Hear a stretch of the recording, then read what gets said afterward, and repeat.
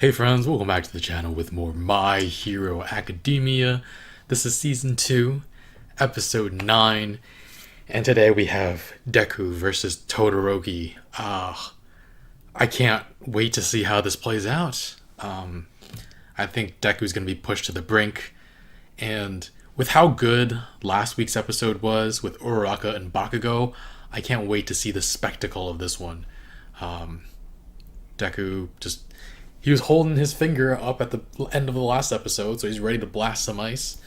I don't know how injured he's going to be at the end of this, but can't wait to see how this goes down. If you guys want to watch the full reaction, you can check out Patreon in the link in the description below. But I'm so excited for this. Let's get started. But honey, you do still want to be a hero, don't you? Wow. Holy crap, that was awesome. That was amazing. I gotta go watch it like 20 times. Oh. So if you're seeing this, but you still haven't seen the reaction to this episode yet, that means I had to get rid of it to unblock this video. But you can still watch the reaction in the link in the description below. Otherwise, let's get on to the discussion. Holy freaking crap, that was incredible. Are you kidding me? I could not have predicted this fight at all. Like, Todoroki wins! It's the result I expected, but I didn't see the emotional impact and the sheer freaking coolness of this fight. I mean, wow. I really want to see this fight when Deku has more control over his quirk. Year 2, baby. Year 2! But, I guess knowing how stories in manga and anime typically go, it might not be until year 3. That, or it'll be the first fight of year 2 or something. Manga and anime either dangles you along for as long as possible, or surprises you by giving you exactly what you want right away. But wow, Deku just starts blasting away with his fingers at first, and I totally thought Todoroki should just like use lesser ice attacks to lure out Deku's finger blasts, because regardless of how much ice he uses to attack, Deku has to break something to retaliate. To Todoroki's credit, he made Deku use his entire arm really quickly by getting in close and actually managing to freeze him a little bit. And yeah, after that, I was like, oh, it's over? Everything's broken. Your fingers are broken, your arm's broken.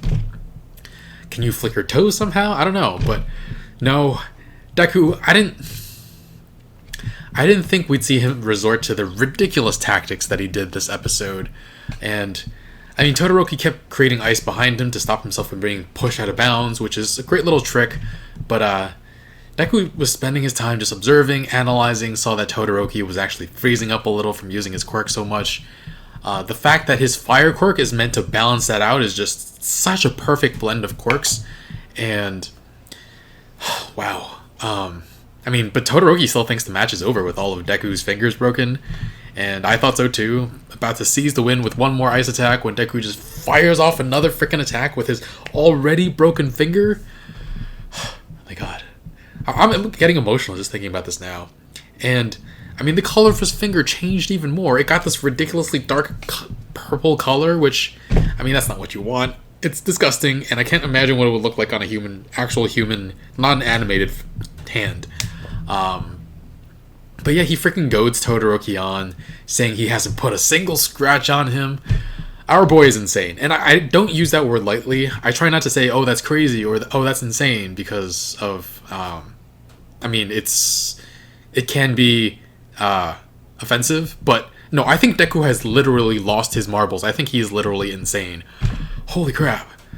But yeah, Todoroki at this point has frozen himself so much that he's slowed down, his ice attacks aren't connecting. Deku connects a smash straight into his stomach. He obviously held back, but we've seen what that can do. It can certainly kill people if he didn't hold back, so I imagine Todoroki took quite some damage there. And then, I guess Deku had used his fingers too many times and figured he should just, flick his cheek. What'd that mouth do? Frickin', are you kidding me? I'm glad his cheek didn't tear, because that's not something I wanted to see. Joker, Deku, frickin' Deku. But, he's lost his mind. Even though he might have had a shot if he hadn't spoken to Todoroki and yelled at him, trying to wake him up.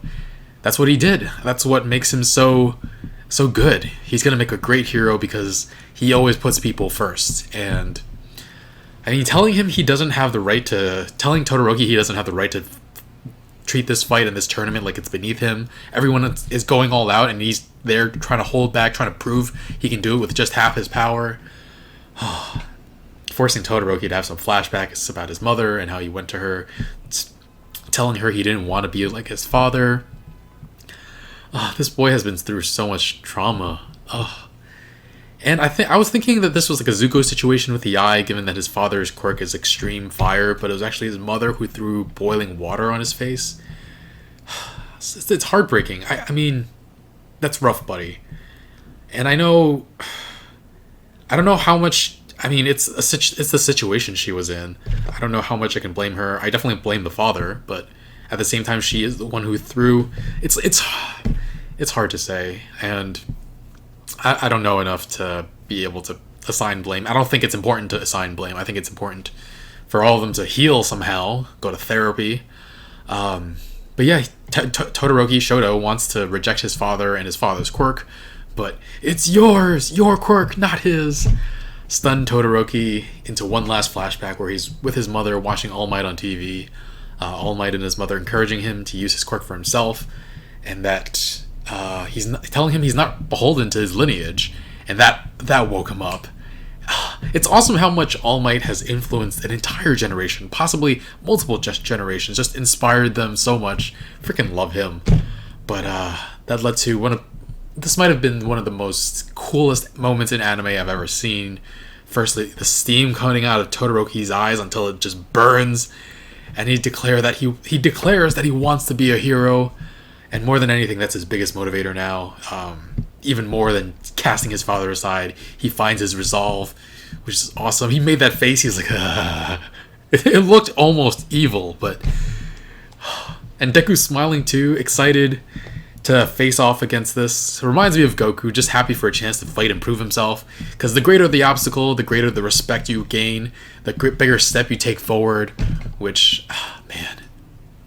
And freaking Endeavor was shouted some words of encouragement.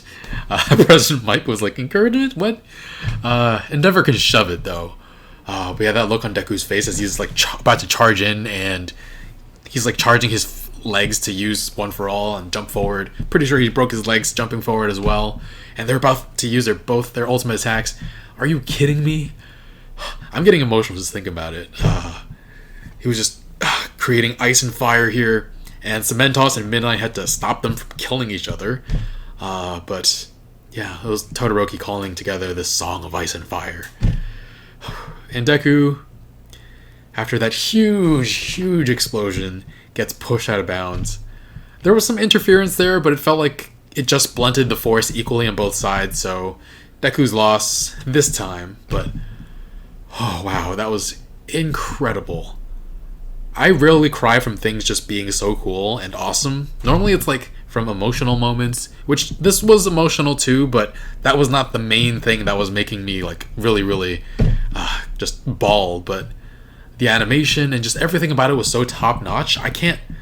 How do they top this? Like, not even in the tournament arc. Like, which fights in the future can top this? Like, how do they top this in terms of the rest of the show? I guess year 2. I'm just gonna be patiently waiting until year 2, and the sports festival then, because how could they top this?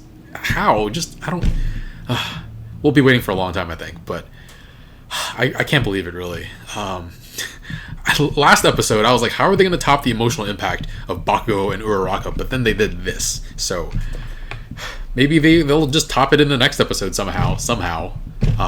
Who's next? I don't even remember. I can't even. Tenya versus Ibarra. So if that somehow becomes like a super emotional episode, I would be shocked. And oh man, 10 out of 10 though. So freaking good. I'm going to go watch it right now again. If you want to watch the full reaction with the footage, you can check out Patreon in the link in the description below. We're also 1 week ahead over there as well. Thanks for watching, though. Leave a like. It really helps with the channel. Subscribe. See more of this craziness. And, yeah, thanks for watching. I'll see you guys next time. Bye, friends.